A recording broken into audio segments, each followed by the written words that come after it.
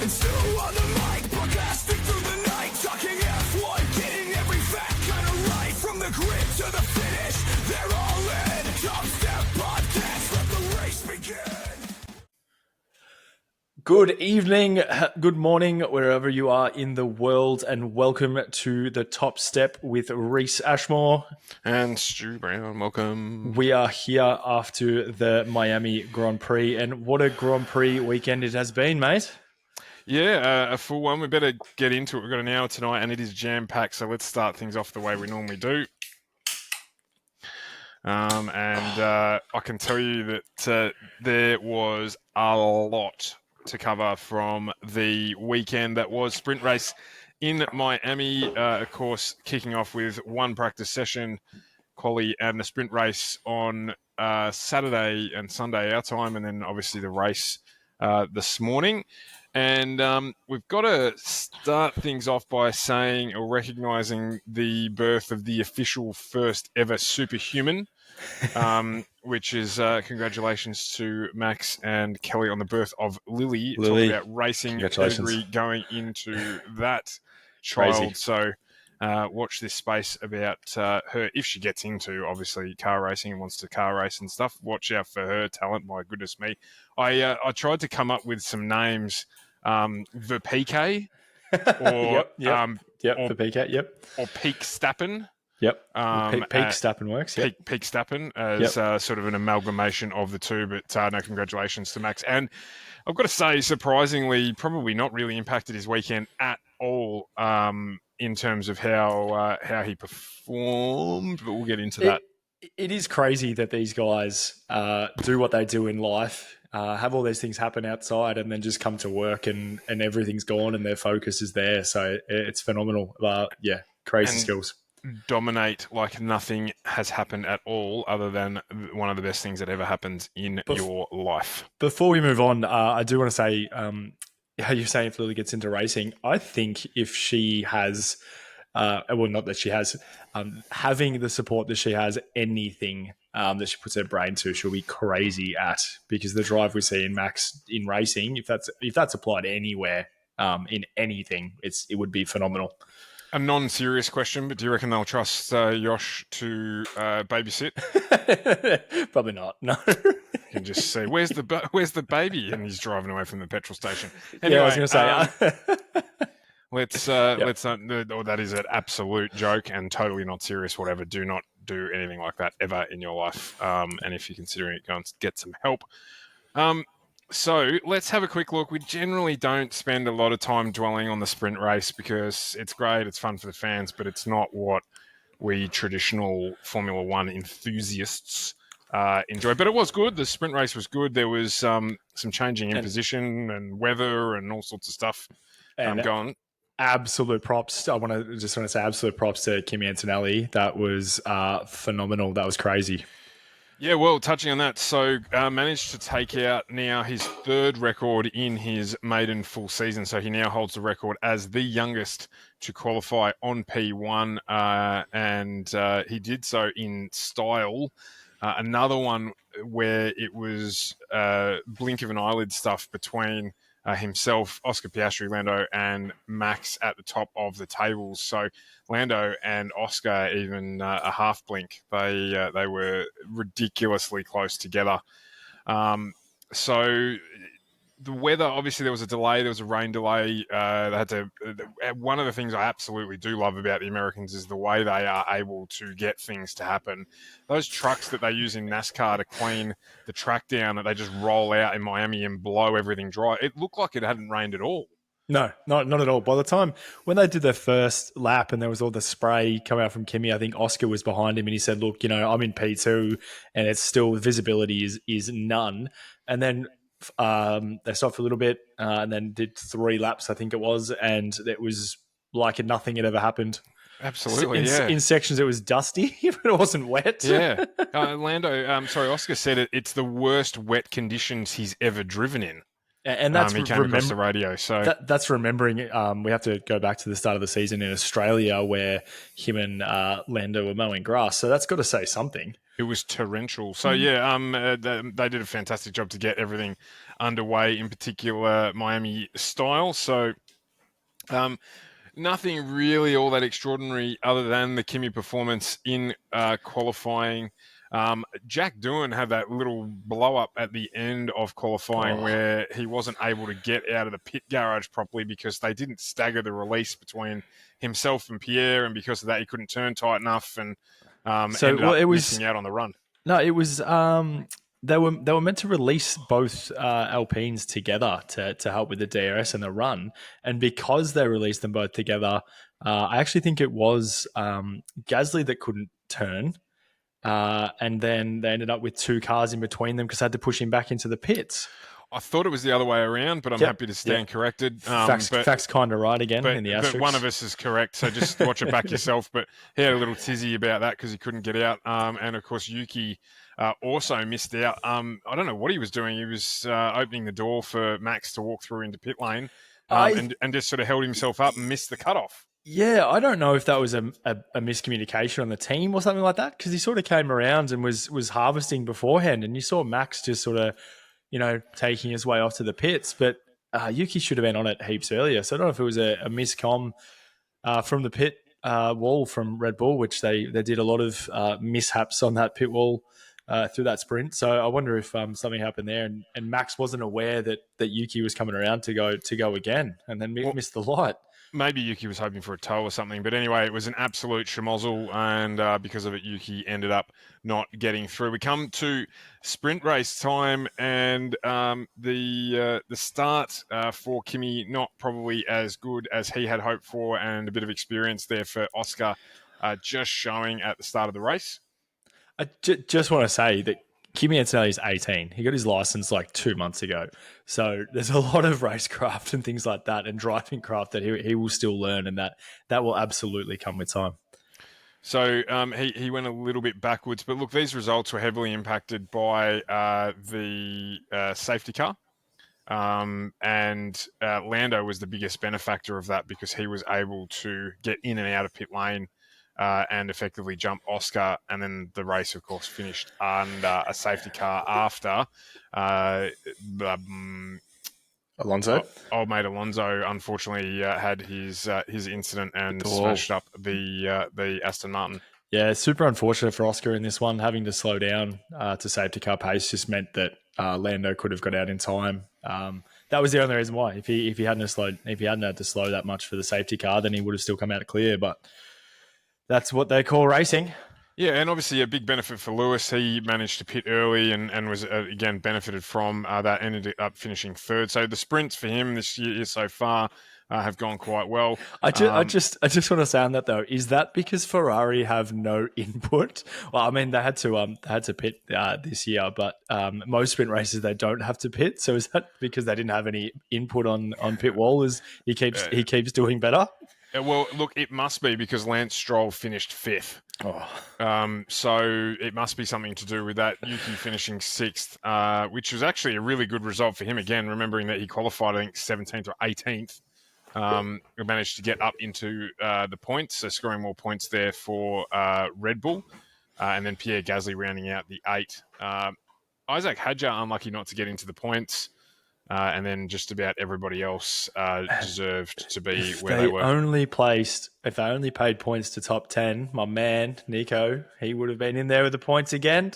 Would have, anyway. But once again, just supporting where it doesn't count. Sprint weekend finishes. They managed to rebuild Alonso's car, so he did get out for qualifying for the main event. So did Carlos. And, of course, we actually forgot to talk about Charles binning it on the warm-up lap again. I was going to say. Because that's not the first time he's done that. No. But, no. Yeah, I hadn't even realised what had sort of happened. And I why are we going around again? And then there was the yellow flag. And I was like, what's happened? It just kissed the wall.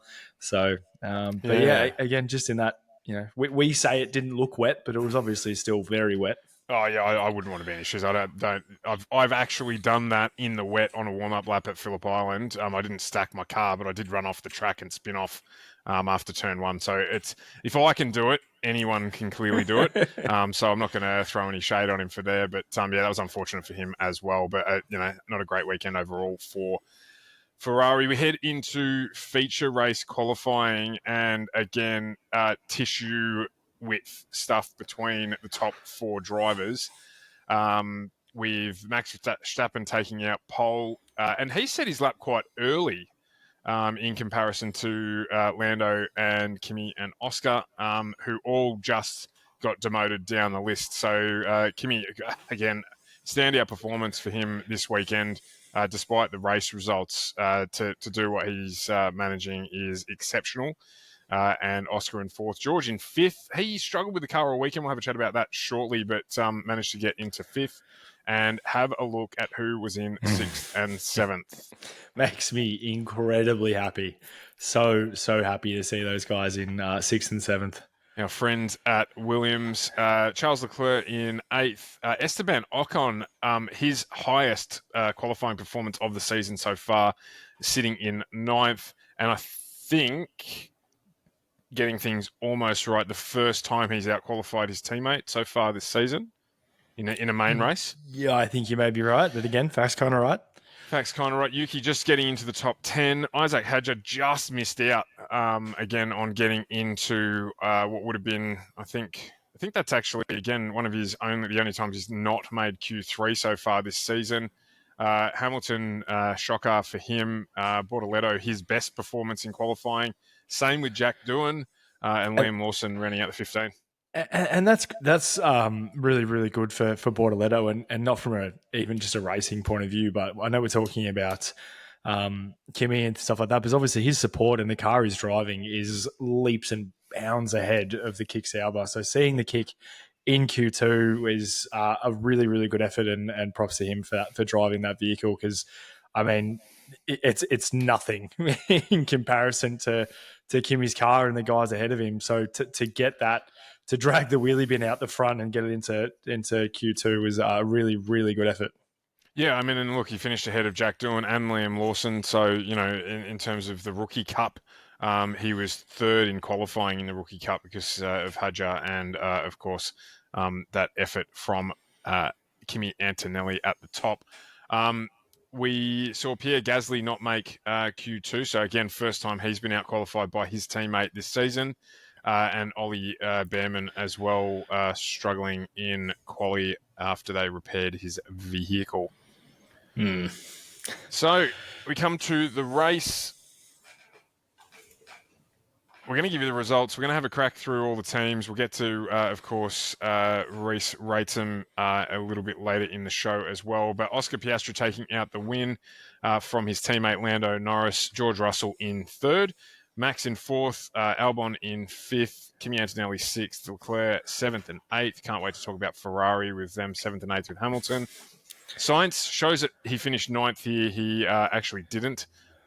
He got moved down the order. So what was his actual finishing result? Because everything I've still read, it's still got him as finishing 9th, even with the time penalty.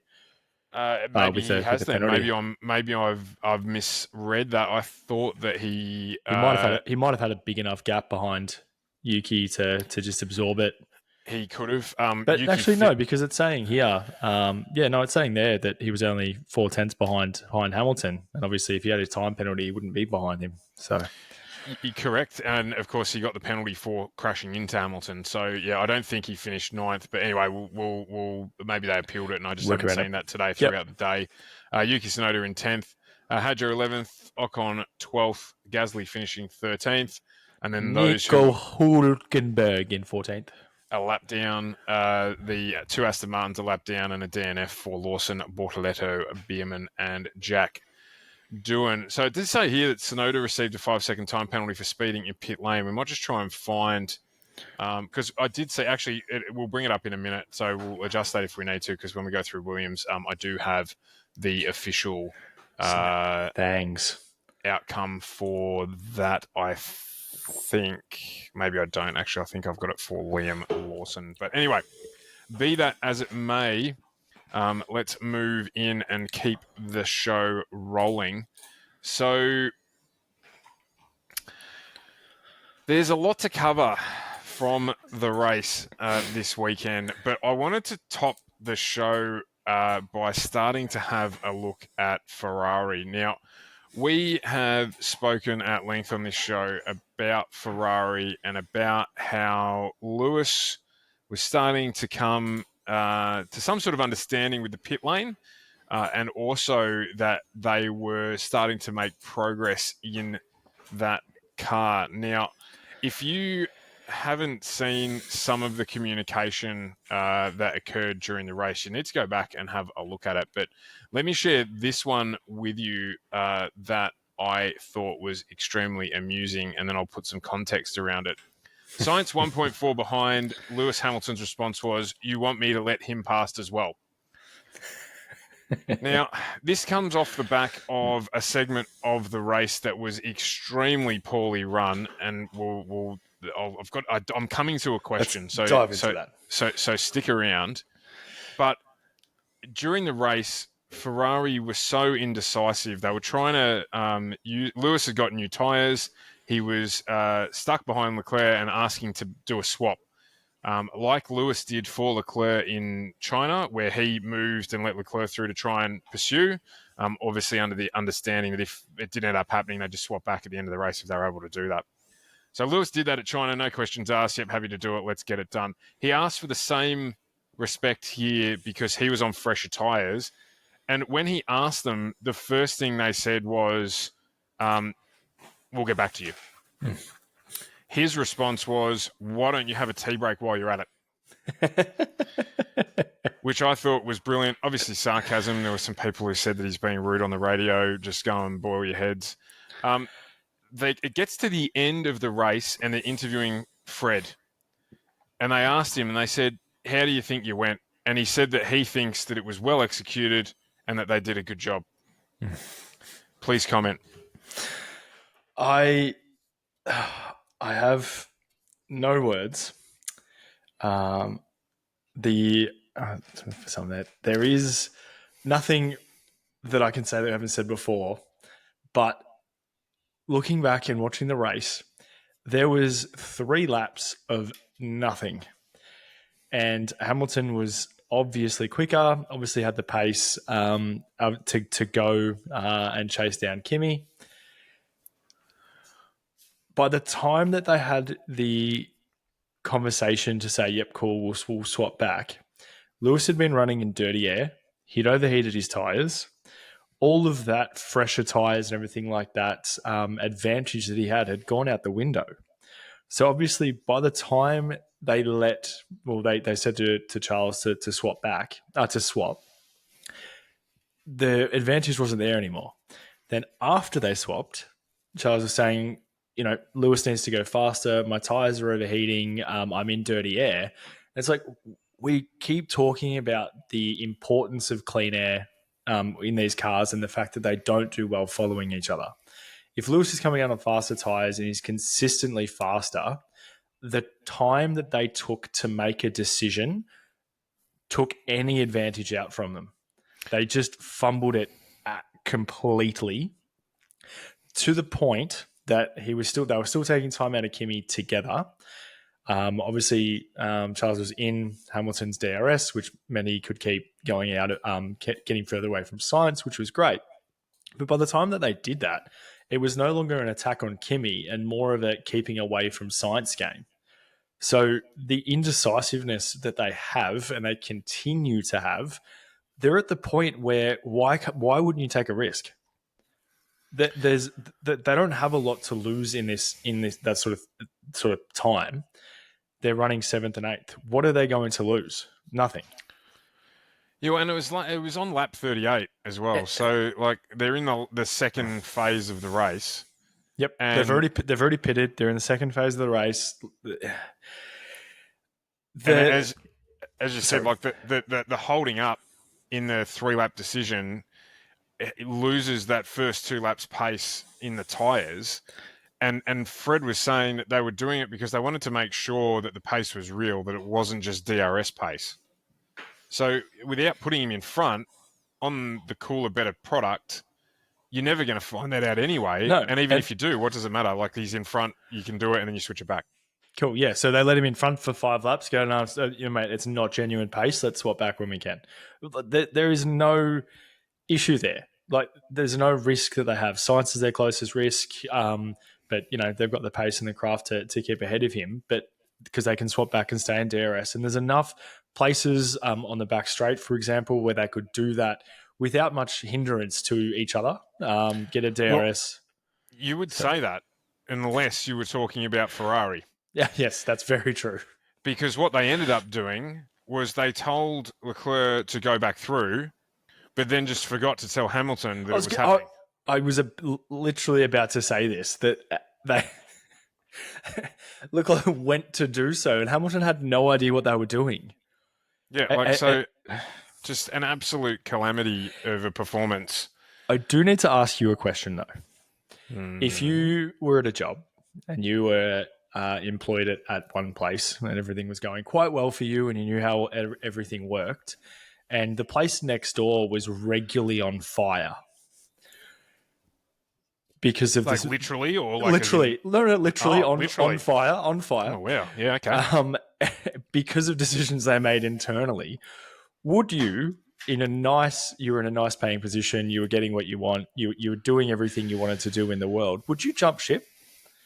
Because Hamilton saw this and has seen this. Did he just expect it would change? And I haven't said much about this, but it's very, very, it would be very frustrating for him to be seeing it happen. But this isn't new. This isn't something that Ferrari's just decided to do. This is how they've always been not always been, but for the last 4 to 5 seasons, this is how they have been. And Hamilton would have seen this firsthand.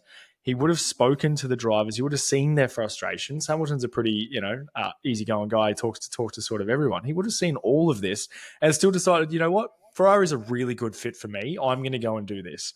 I just, at this point in the season, I can't wrap my head around his decision. You've missed a couple of the obvious things in your summary of the situation. I have, if you're talking about dollars. I was going to say, there's $1 billion. But let's set that to the side, because money's not the reason he did it. And to be honest, that's why I left it out. And Hamilton could go and make money anywhere. He's got enough money now to go and do whatever he wanted to do. Have you ever heard of why the Yankees always win? It's a baseball analogy. It's because of the pinstripes. Because the pinstripes are distracting. That's why they always win. The reason why Hamilton went to Ferrari is because it's Ferrari. Because he's already got drivers' world titles. Mm-hmm. He's been at McLaren, won there. Been at Mercedes, won there. Who were nowhere were a new team when he joined them. And it's Ferrari. Like, eventually they'll get it right. If you go back and look at what happened with Schumacher when he went to Ferrari from Benetton, it was the same situation. They hadn't won a driver's world title for decades, I think, since either Niki Lauda or I can't remember. That's I reckon that's absolutely wrong. But they hadn't won a driver's world title for years. They were totally uncompetitive, and so Schumacher went there from Benetton, who were winning. So why would you do that? And it's because Ferrari. Except they have changed. They've changed leadership within the team. They've got new people in, and they're still making the same mistakes. Yes, but it's Ferrari. The CEO of Ferrari was there. Mr. Ferrari Jr. was there today. And that means, in my reading of that situation, that he didn't go there for the lovely straw hats and the little umbrellas and the drinks. The tea that Hamilton said they were having?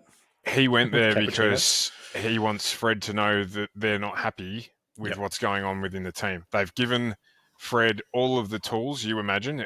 There's no restriction on budget outside of what there is required to be for Ferrari. No, absolutely. It's all about winning. Yeah. Got the drivers that you would suggest at their peak in a proper car, 2 of the best drivers on the grid. Mm-hmm. So why are they not winning? Why are they going backwards? Now, Lewis reckons they've unlocked whatever the problem is in the car, but they're waiting for the solution. He said in the post-race interview, he's like, we know what's wrong. We're just working on how to fix it, but we know where the car needs to improve. Yep. And these strategy issues that they've got, there's a leader in a team and he's it. So if it's not working, Fred, see you later. No, it's a very good take on it. Version of it. Yeah, no, that's a very good take on it. But that's why he went, because they will sort it out and they will be competitive. There's no question they'll be competitive because they're Ferrari. They'll get there eventually. They will. This season, maybe not. We will talk about 2026 in a little bit, but this season again, it's a bet-in season for Lewis too. He's only been there for 5 rounds, and it's not a driver issue because it's happening to Leclerc as well, and it was happening last season. Water is absolutely. If you're going to summarize it in a sentence, you'd say water is wet, because that's what they said. So, let's move on. Red Bull. Now, we spoke about this a couple of shows ago where we were saying that this is the demise of a dynasty. Reflecting on the weekend for Max, there's a couple of things I would like your opinion on. First and foremost, Max, I think, drove in I was going to say incredibly well, but it's not incredibly well because that suggests that that's not how he normally drives. But I think he defended within the limits of the rules as well as he probably could have. Probably recognised when he didn't need to fight anymore, and aside of the safety car, the virtual safety car, probably would have finished third. Yep. But there's more mistakes at Red Bull now that are costing him. Oh, big time. So we probably didn't touch base on this. I don't think we touched base on this for the sprint, but I think that's where we're sort of heading. What with the mistakes that they're making off in the pit lane, for example. Yeah, absolutely. That's why I was leading you to the water. Yeah, no, I just seeing that happen, and I spoke to you about this today. Like that's a rookie mistake. Like letting, for those who haven't seen it, they released Max from pit lane straight into the side of Kimi Antonelli, which gave Max a 5-second time penalty. And finishing the sprint race under safety car meant that Max dropped to the back of the grid, meaning that for the first time in, was it 6 years? 10 years. No, he got a 10-second penalty. 10-second penalty, sorry. 10-second penalty. Dropped for the first time in 6 years, finished outside the points. Yep. And that's... It's not difficult, obviously, to see the other car coming down pit lane. They've got enough people, they've got enough spotters there, and it's someone's job to release them safely. But to have that happen and then to finish under the safety car obviously meant that everyone was bunched up, getting a 10-second penalty, dropped to the back. And that's unforgivable in my eyes when you're a defending world champion. Yeah, well, yeah. It just continues to add to that sort of rolling stone that's taking them sort of where they're headed. He had a new floor upgrade in this week that Yuki didn't have. He didn't have, yep. And this track, the high temp tracks certainly suit the McLaren out of everyone because of how well it looks after its tyres. So it was always going to be harder for Red Bull, despite the fact that that car is still extraordinary in DRS. And Max manages to brake later in it than just about any car you've ever seen. But the McLaren's a better package overall. So when those mistakes happen, you convert a third into a fourth, or you convert a third into a 12th, and you just start to see things break down. I just had a thought, and I've said this before in terms of Max's time penalty in the previous races.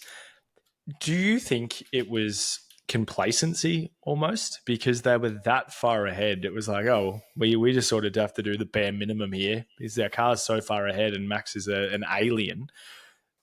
We just have to do the bare minimum and make sure the wheels stay on the car and get him in a car with the engine running and we're going to win. Like, do you think that's where it's sort of come from, or do you think it's what we're talking about in terms of internally in the team?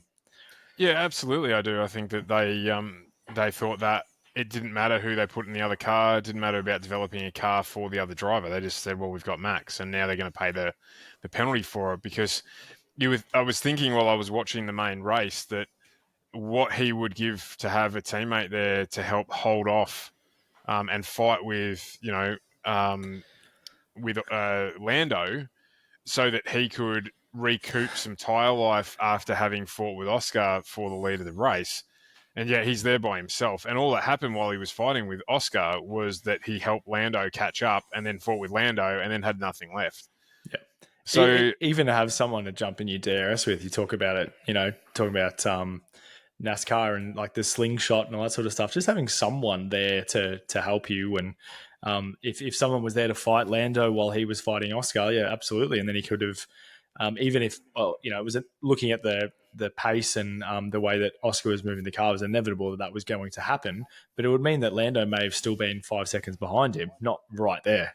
yeah, absolutely. I think the gap was 3 seconds when the pass ultimately happened. So I do just want to quickly correct something. I did have a look while you were having a chat there about Red Bull. Carlos Sainz actually escaped penalty. He went back to the stewards after the bit that I saw of the race, and no penalty was awarded at the end of that. So that's why he's still showing as 9th. Yeah, so I was going to say, because everything that I'd seen, so yeah, that makes a lot of sense. Which means, again, double points for Williams in the feature race, but we'll get down to Williams in a minute. So I think as well, Tsunoda himself didn't get the upgrade, obviously. I'm not sure how big that will be. We'll see when we get to Europe in 2 weeks' time. But he had a nothing main race as well. Like he started 10th, finished 10th. Just the highlight for him was speeding in pit lane. Like and he did manage to hold his place in the points. He may not have got the fastest lap, but he got the fastest pit lane exit. Yeah, so he managed still to hold on to the point that he got. So he's still doing better than Liam Lawson. He's still doing better than Checo did last year as well. So we've got to give him that. But it just amazes me. It amazes me that there's that big a gulf between two Formula One drivers in what should be almost the same car, almost equal machinery minus a flaw. And it just pushes to your point, which is that complacency, building a car around one driver, has caught up with them when they identified the problem, 12 to 18 months ago and just ignored it. Yeah, and talking about Checo, but he did, they openly have come out and said, oh yeah, Checo said the car was crap back at and I can't exactly remember the exact race, but about 18 months ago, Checo said the car was crap from here. But Max was still winning, so we didn't worry about it. But we just thought it was him complaining. But everyone else was worrying about it. Everyone else was putting in the R&R. Everyone else was developing a car, and look at McLaren. Let's do that. Let's look at McLaren, because 18 months or 2 years ago at this very race, they were lapped by Max Verstappen, both of them. They finished dead motherless last. I think they were a lap or maybe even 2 laps behind at the height of Red Bull's dominance. It was over a minute they finished behind Max. And now there they are, 30-odd seconds up the road ahead of George Russell and even more ahead of Max in a dominant weekend. First triple consecutive race win for McLaren since Mika Hakkinen did it, which will be back in sort of in the early 2000s.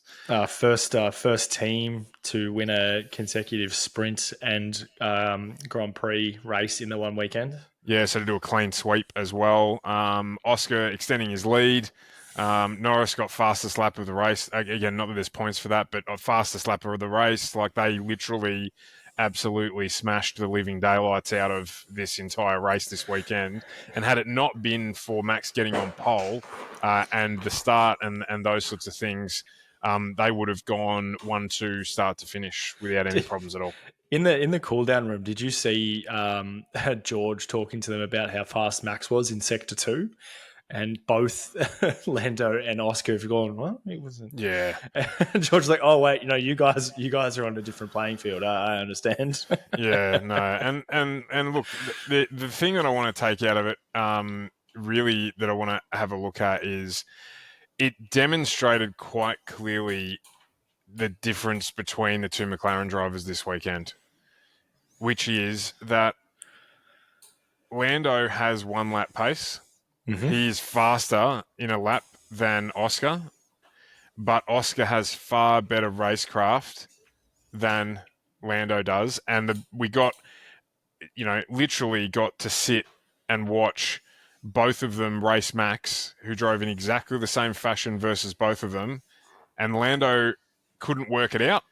And yeah, there was some close pushing and stuff like that, which there's always going to be, because I think Max knows that he's got the mental edge over Lando, but Oscar just worked it out and then got past him, and then he was 5 seconds up the road.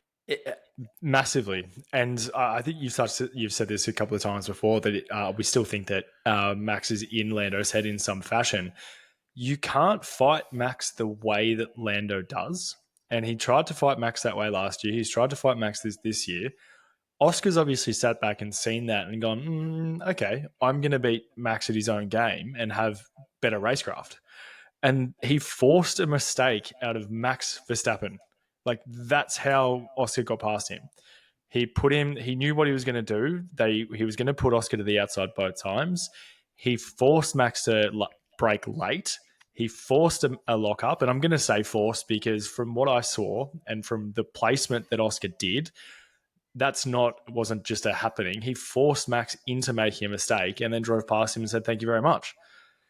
And they were coaching Lando, and I'm glad you brought this up about having the disparity between the two drivers.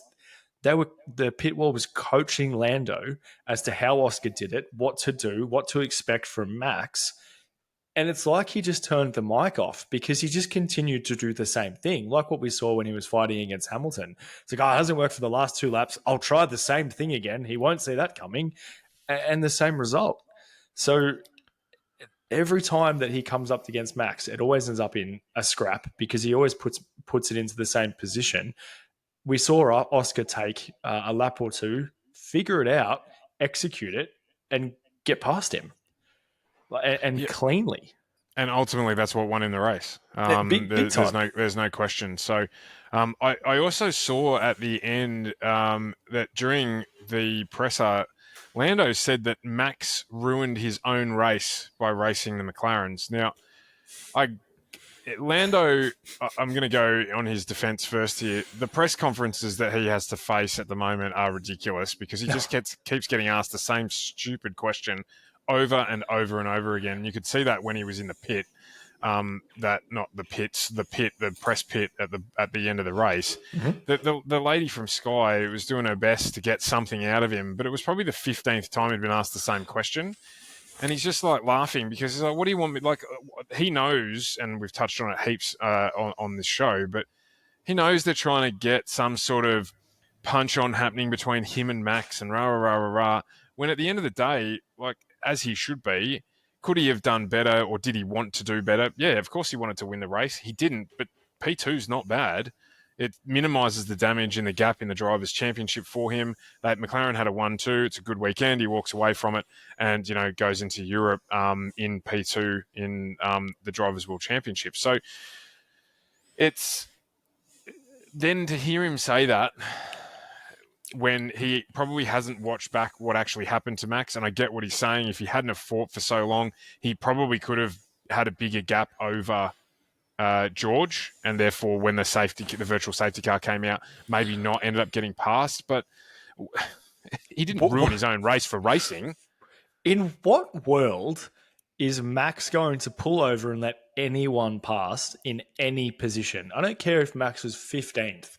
He's not just going to let obviously, he's not going to let someone pass. I don't think it's in his wiring to just let someone go. That's the point of the race. He's second. He's defending second. He's also the current world champion. He's going to try and force you to make a mistake behind you. He might know that he's not the fastest car, but he might also know that if he pushes Lando hard enough, he might spin. He might run off the track. He might end up 10 seconds behind him. Like, there's so many variables to that happening. So it's all good and well to say if he hadn't have fought us, but if he had have fought you, if he hadn't have fought you, then and just let you go, then you would have he wouldn't have been able to hold on to you as long as he did because you're that much faster, and he wouldn't have been able to try and fight for that P2. So many variables are there happening. Max isn't going to let you just past. Well, and the key one, Max didn't know there was going to be a virtual safety car halfway through the race. So that's what I mean. Why wouldn't he race? He was ahead of it before the pit strategy ended up not working in his favour with the VRS. So the VSC, sorry. So it's just, I don't know. It was, again, another good weekend for Lando, I think, overall. Could it have been better? Absolutely, it could have been better.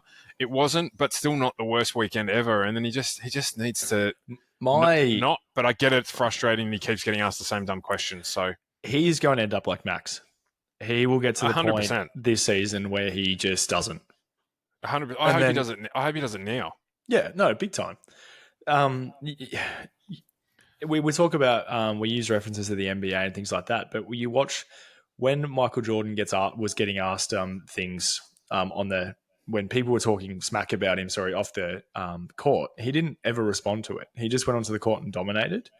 Where you look at someone like LeBron, who gets smack talked about him, and then he comes back and goes, "Oh, I'm not going to comment on that," and then he comments on it, and that's what we're sort of seeing. And I think he'll get to that point where Lando becomes like that, and where he just doesn't comment back onto it because he just doesn't need to. My opinion on Lando and viewing at him, like I still think Oscar's got better racecraft than he does at the minute. But my opinion of him as a racer, also as a driver, has become leaps and bounds this year. Seeing him in what happened at the start of the race and to come back onto the race and push like he did and end up battling for P2 and then ultimately finish P2 was a phenomenal race. And he did the same thing at the previous race. So like he's also coming along in leaps and bounds. Yeah, absolutely. So I just wanted to pose a question to finish off McLaren, which is how far ahead in the points do we need to be for us to call that Lando... sorry, let me rephrase this. How far ahead does Oscar need to be before McLaren decide that they're going to focus on on Oscar and let Lando take home P2? Well, if we back to last week, now I said to you last week, if Oscar wins this race, then their focus will change. I think their focus is going to change onto Oscar now, seeing what he can do. Watching the overtake on Max would be enough for me in that seat to go, cool, Oscar's our guy. We need to harvest. We need to nurture this into a championship, and obviously just get Lando with him as well. I think that it's going to be post Europe, and I've already said that it's a 2-horse race already. I said that last week as well. But I think that if he's one full race clear, 25 points clear at the top, then that's when they'll say, yeah, look, we've got to do it, Lando. We're going to favour Oscar pit lane wise, strategy wise, because he's one full race ahead. Because then, unless he crashes out and doesn't finish a race, there's no way over the next 3 quarters of the season, because we're a quarter of the way through now, there's no way that he's going to finish that far down the order enough to lose a 25-point gap. He's just not. And interesting you do say that. I think it was like around lap 40, they went to Zach. Zach was on the pit wall this week, and they said, is Oscar struggling with tyres because Lando was taking the gap out of him and things like that. And they said, what's going to happen coming into the race? And he goes, I hope we're going to see a good McLaren battle. That'll be good to see. And all I could think of is it probably wouldn't, if I was the man funding the operation, it probably wouldn't be good to see that. And he also did say as well that he thought Oscar was managing the gap, which he was, because it got down to about 4 or 5 seconds, and then it just stayed there. So, which again is a mental thing as well. Like they were, yes, he was 4 or 5 seconds ahead of Lando, but they were 30 seconds behind everyone else. Like if, yeah, and they're apparently, I think Oscar might have had an issue as well, and they were coaching him around how to drive through the issue. To maintain the pace, and as soon as he did that, he picked up some extra time. So, a dominant weekend from McLaren, not all that surprising. Just quickly wanted to touch on Alpine because we're running out of time, but Jack Doohan, who I have been an extremely vocal advocate for, has outqualified his teammate for the first time. But then, very, very early in the race, third or second corner in the race, has run into Liam Lawson.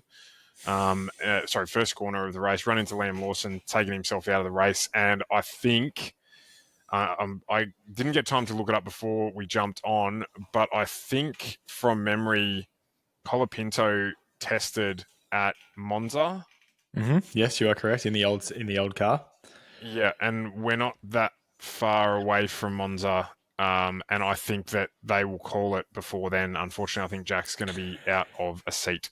Yeah, a lot of speculation around Colin Pinto seen driving for Alpine from from Imola. So that's when I think that's the next race. everyone's saying from that. All the news reports are coming out as saying from Imola. So obviously, it's hard to pull the trigger now. I guess if Dylan had a bad race from his from his own doing, more so than getting taken out, then it might be a little bit easier to say.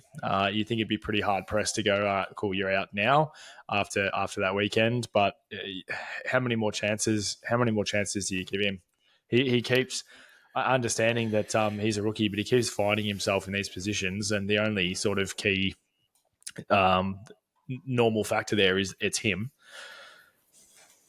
Yeah, I mean, if he was in, the question I asked myself was if he was in the Haas, would it be any different? And I unfortunately don't think that it probably would be. I don't like the way that it started for him at Alpine, but he's had a couple of opportunities now where he could have shown what he was capable of, and he just hasn't delivered. So out of the team, maybe a not forever thing with extra cars coming in, but certainly I think he's going to lose his seat.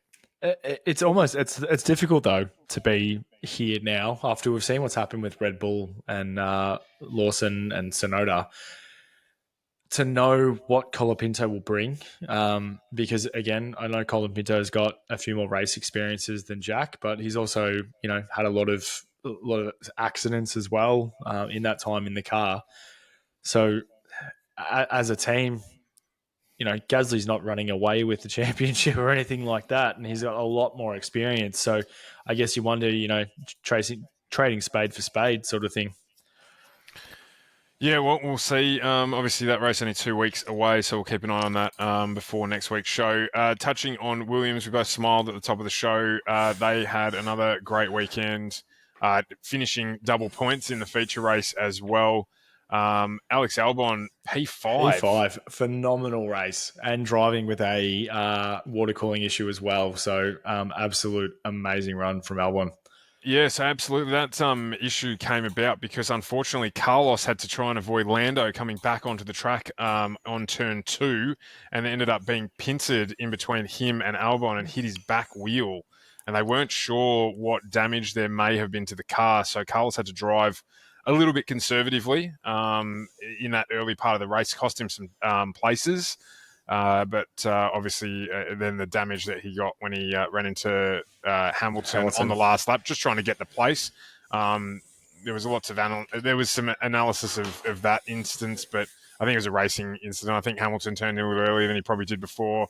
Carlos braked later. They came together, but they both ended up finishing the race, so it was a nothing for me. So I'm glad in the end he didn't get a penalty. Yeah, big time. But I think if it's especially that late in the race, if you take someone out, then absolutely.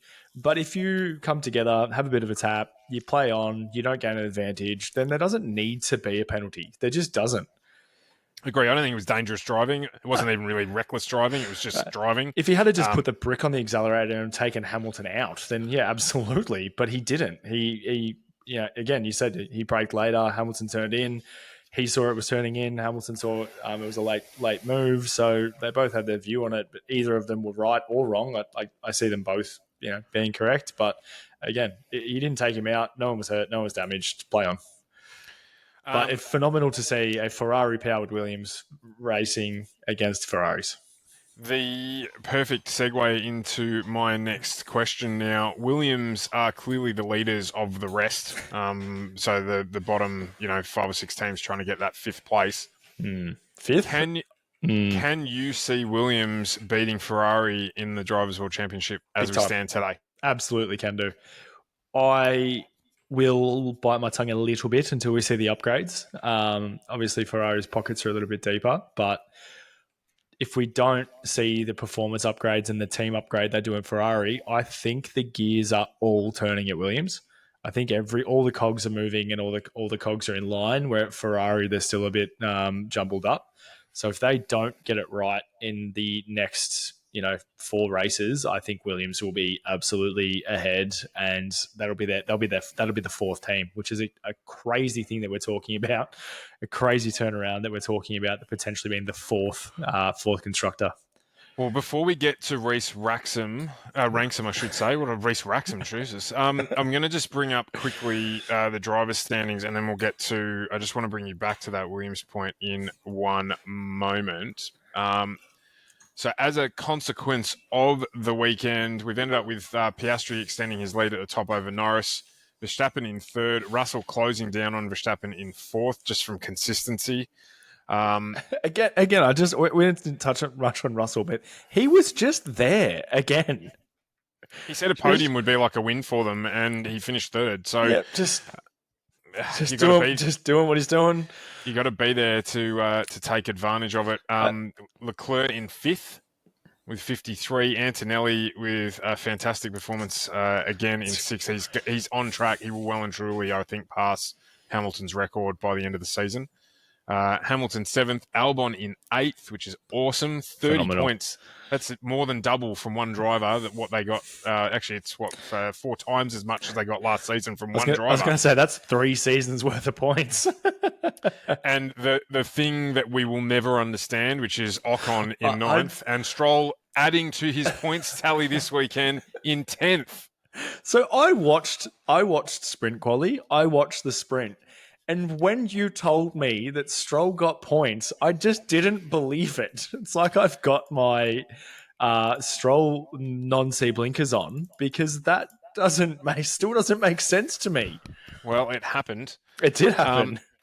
What I wanted to bring you back to, and of course the margin's a little bit bigger than I thought it probably was actually. So now what I'm about to say is a little bit outrageous, but that's what we do here. McLaren in top drive. The team's world championship is already stitched up. There is no chance of anyone catching it. Unless there is diabolical things happen, there is no chance McLaren's getting caught. So we can nail that one down. Can I just make a point? I know we're running out of time here, but can I just make a point now you're talking about McLaren and potentially the wheels falling off? They have a front wing, what are they calling it? They are scrutineering all of the team's front wings at the next race, I believe. It is, but they don't think they're in trouble. They don't reckon that the flex is that big. So we'll see. That's happening in Spain. So that's the tail end of the way their car Euro looks after circuit. the tyres makes me ponder. Makes you wonder. Well, we'll see. That's happening across all of the teams, of course, but McLaren don't seem to be too worried about it. Mercedes in second with 141. I think we can almost lock that away as well. If Kimi keeps performing the way that he's doing and George just appears on the podium, then absolutely. Now, this is the thing where people are going to probably think that I'm a little bit crooked. I think there is a real possibility, it's my out there call, of Williams finishing third in the team's world championship. Big call. The reason I say that is because Max can't fight 2 drivers finishing in the points every week. He just can't. So Max has got 95 points. Yeah, correct. So he just can't. So he's outscored Ferrari. So if they pull their thumb out, they'll outscore Red Bull every round because as much as Yuki's doing a better job, second Red Bull is not as quick as either of the Ferraris. Can you just scroll back one picture to the World Championship standings? Yes, I can. One moment, please. Through goes Hamilton. Sorry. Through goes Hamilton. Cool. So Verstappen's got 99 out of their... Now we go back to the team. 99 out of their 105 points. RSI. Yeah, so 6 points Yuki's got. So when you look at the relative performances of the 2 drivers, Leclerc's got 53, Hamilton 41. Now, I know Albon's the only one in here, but Carlos is coming. Yes, we need to remember, for those millions of fans listening at home, that this, as we're talking about Hamilton's first season in Ferrari, this is his first season at Williams. And we said at the top of the season it's going to take him probably until now to get into that car. And guess what? And he had early damage and things like that. So we're not making excuses for him, but this is the reason why. Now, they're going to look at me and go, yeah, but Stu, the gap is too big already. But it's not. Because Ferrari, as we've just finished saying, have a habit of imploding. And albeit they did a 2-second flat pit stop over the weekend. Fastest of the season. They have a propensity to implode. And I can see Williams, both drivers, getting more points in races than Max will by himself. The most he can score, obviously, is 25 points.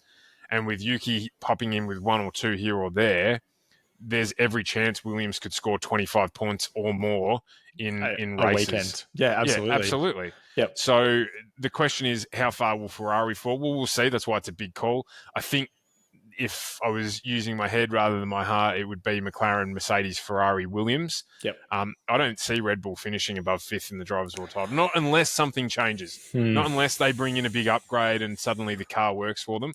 We are going to cooler tracks, which will help them because that will help the Red Bull look after its tyres better. Yep. But we haven't seen the McLaren at a cool track yet either. Japan was cool. Yep. Relatively, and they weren't as strong there as the Red Bull was, but Max drove out of his skin as well. So, but you are still talking about one driver competing against two drivers. Yes. Yeah. This is true. We're seeing a McLaren team, which are the strongest duo by far. Mercedes team, which I would actually say almost second strongest duo on the grid. And then you're looking at Max Verstappen. Then you're looking at Max Verstappen.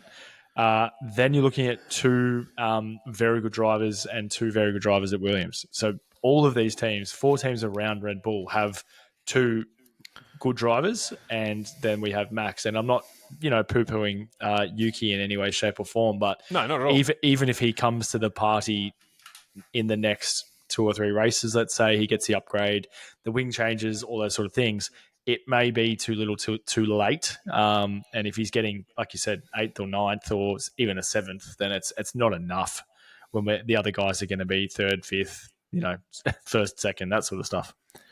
Yuki would perform better than he is now in a Ferrari or a Williams. Yeah, big time against a Red Bull. So it's not a slight at him at all. He's in the car that has the problem, not the car that has the driver issue. Correct. He's actually outperforming my expectation. Likewise. He's doing as good as I think he can do. When we saw Lawson down in P20, so he's obviously got that edge and he's doing that. So again, it's not poo-pooing him in any way. It's more just I think the other guys around him have got it together a little bit more in a car that's together a bit more. So that takes us to the next segment, which is Reese ranks them. Let's have a look here. We'll go through this. We might go through it in finishing order, bottom to top. Reverse grid, yes, my thoughts exactly. Grid. Exactly. Jack Doohan. A 2. I've given him. Yep, I think we could enough said there. Ollie Behrman. Behrman 5. That's fair. Yep. Did well early on. Obviously, he had some engine issues, which put him out of the race. So couldn't give a full review. But yep, 5 for Behrman, 5 as well for Bortoletto for similar reasons. Yep. Lawson, I've given a big old 0. Yep. Lance Stroll and Alonso, I've given them matching 1s. Because again, tough weekend for Alonso. Yeah, big time. And I know Stroll finished higher in the sprint and less fuel and stuff like that. But I've said it again, and I'm going to sound like a broken record. If they're putting all their time and energy into the car next year, they need to tell the drivers, because this is it's becoming a joke. When we saw Alonso on the podium last season to now finishing 17th, and only because there was 4 DNFs. Yep. And a lap down. Yep. The Hulk I've given a 5, my man, but just bringing that garbage bin up the field or down the field. Gasly given a 5, Ocon I've given a 5, all for similar sort of reasons. Now Hadjar and Yuki, I've gone Hadjar 8, and I've sort of given him an extra point there because he's a rookie. And finishing 1 behind Yuki, but they both started 10th and 11th, so it wasn't much of a weekend for them in terms of outstanding performance. They finished where they started, and there was a lot of factors around that from behind them. Science, I've given a 7. Now Hamilton, I've actually given an 8, and I think with the way that he was driving, if they had have listened and swapped the positions earlier, we might have seen him go up to Kimi and sort of take that to Kimi.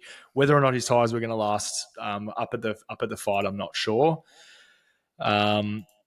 Leclerc, I've gone a 7. Kimi I've been given an 8. A phenomenal drive from Kimi. he's an 18-year-old kid doing crazy things. Albon, Living the dream. yeah, absolutely. He just got his driver's license and now he's scoring points in a Mercedes Formula One driver, Formula One car. Albon, I've given a big 1-0-10. That was a phenomenal drive for Albon in my eyes. He did some crazy things in a Williams. Max, George, and Lando, I've all given 9s. Now, I was going to be pretty harsh on Lando. I'm not going to be honest. I'm going to be honest with you, but seeing his redemption, and I was going to be harsh on him because they sort of had to give him a play-by-play to get past Max. But seeing his redemption coming back on showed massive driver strength and growth as well. And Oscar, I've given a 10. Once again, just a faultless drive in my eyes for Oscar.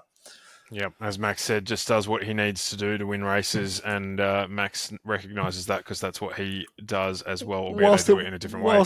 Whilst Oscar is, we're talking about Oscar, did you see the most largest celebration we've ever seen from Oscar out of the car? I did. Did you see his little dance? I did. He did a little dance and jumped and did a whole heap of things. So maybe he's loosening up. Now he's getting a little bit more comfortable with winning. So, yeah, look, the only other thing that I wanted to, and you just touched on it there as well before we wrap up with a look ahead, 2025 is over for more than half the field in terms of teams. In fact, I reckon it's over for just about everybody other than McLaren and potentially Red Bull in terms of Drivers' World title. When are we going to see them all pull the pin and focus on next year? So I think McLaren, Mercedes,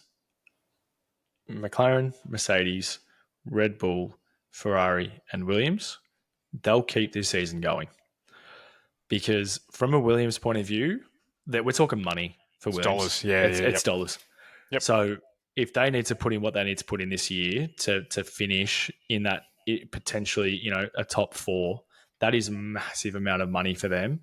And after being where they've been for so long, that would be massive for the team going into a new season. Everyone that stood by them, that would be a massive, here's a beer on us type thing. So I think those 5 teams will keep pushing. The rest of the field, I'm not sure. Obviously, I keep saying, I think Stake are just trolling around the field waiting for Audi to come in. I think Aston Martin are waiting for the Newey Magic to come in. I think the mechanic at Haas has been given a promotion into driver signing because I don't think Ocon's doing what they expected him to do. It's hard to say about Racing Bulls because they came out very strong at the start of the season. And I think Alpine have more things to worry about than the car at the moment. So I think they're probably all in a bit of la-la land at the moment in terms of what they're sort of doing. But the other 5 teams, I think they'll keep pushing right until the end. Yeah, I think you're spot on. Albeit we could probably call the teams championship now. I think you're absolutely spot on, particularly with the Williams thing. Financially, every point for them is worth the equivalent of 5 or 6 points for their team budget from the impact perspective that it has going into next season. So yep, they would be running at a loss for however many years. So to see that sort of cash injection, you could say, into the team would be broke.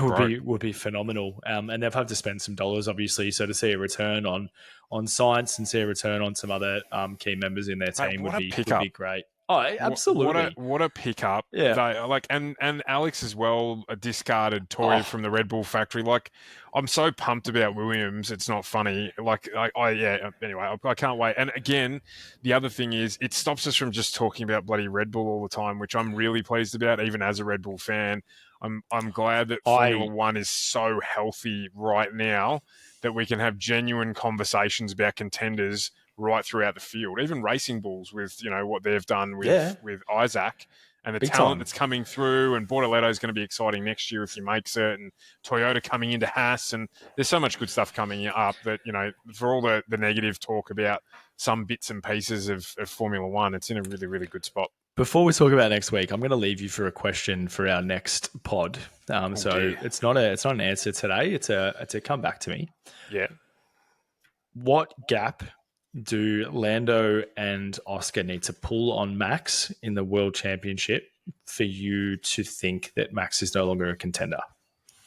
Just no rebuttal now. But what sort of gap do they need to pull on him to not think he's going to be there at the end of the season, fighting for it?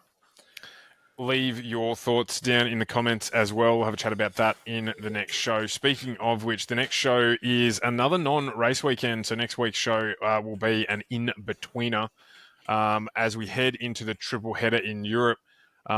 We've got some interesting stuff coming up. So we've kind of got a sandwich, actually. We've got two interesting bits of bread wrapped around Monaco. And that's Imola on the 16th to the 18th of May, followed by Monaco the following week, which, of course, for all the talk about how it's a boring race, is still one of the places that I would love to drive a classic car around. And then off to Spain, which, as Reece touched on, is where the front wing flex issue will come to a head with some new assessment criteria there. We might touch on that in the next show, actually, because I only learned about that today. I knew it was coming. I didn't know that it had been decided that it was at Spain. I don't know why they've decided it is at Spain, but anyway, they have. So we'll have a look at it there. That may have something to do with preseason testing or anything. Anyway, we'll dive into that next week. We'll put that on the list as always. Being a preseason show next week as well, all listeners at home, if there's anything you guys want us to touch base on, or if you've seen pop up in the media, flick us through a message or comment down below. Anything you want us to discuss and hear our professional point of view on. Yeah, absolutely. Absolutely. So in terms of very, very quickly, I did forget to just touch on our tips. Oscar winner, me, pole position, Max, you. Biggest move, we had Hulk and Yuki. Yuki moved 0 places, so you got that one. And surprise packet, Ollie or Kimi. I reckon I'm going to give that one to myself, given that he got a pole and a P3. And Ollie, unfortunately, basically had 2 DNFs throughout the weekend. So split of the points. I will have to tally those up, actually, and give an update on where we're at. But I feel like we're pretty even at the moment. Actually, we seem to keep trading weeks around how well Oscar does. So have a think about that, because you're up with the coin toss next week. So, but that is it from us for another week on the Top Step. Thank you for tuning in. Thank you for everyone has commented and shared and liked and done all the things they've done across our socials. We really appreciate it, and we will continue to put in the effort to thank you for that input. Mate, that's it. I'm going to take my last sip of my second Monster. I had to crack a second one sneakily. It's been a day. Oh, crikey. All right. Well, on that note, we will crack on the tune. We'll see you next week on the podcast. Thanks for joining in. And this has been the Top Step. Thanks for watching. Thank you. And listening. Well, that's the checkered flag. We're at the end of the race. Thanks for tuning in. You kept up the pace. Reece and Stu are signing off.